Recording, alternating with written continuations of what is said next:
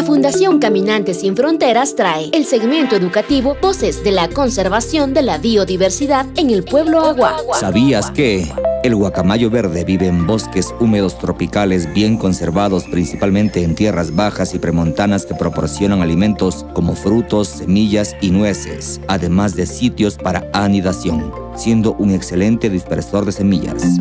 Protejamos los bosques húmedos. El guacamayo verde dispersa semillas vitales.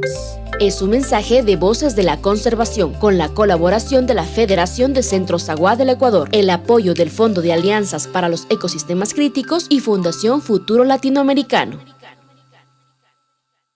Fundación Caminantes Sin Frontera Karamdi Urusa Kamdamisna Pichpara Cuidagin Swashpa Puebla Wagin Pinat Kish Kuya Pichtamne Tuyen Galpenalo Gimal Kara Imal Wat Wiragyamat Usnean Watne Tuami Pilsu Gimin Kara Kengal Kashagin Manasane Melamdui Tukmurus Piparus Waldos Kara Swa Ajnaba Ane Mazawachichue Naitu Kwaldos Kuiragyashin Yengal Tushinakmat Kuya Pichtamne Naitmui Kwaldos Ane mazakainami pichpara cuiragin yen wendo fecaigasa cara que wendo Fondo de Alianzas para el Ecosistema Críticos cara Fundación Futuro Latinoamericano.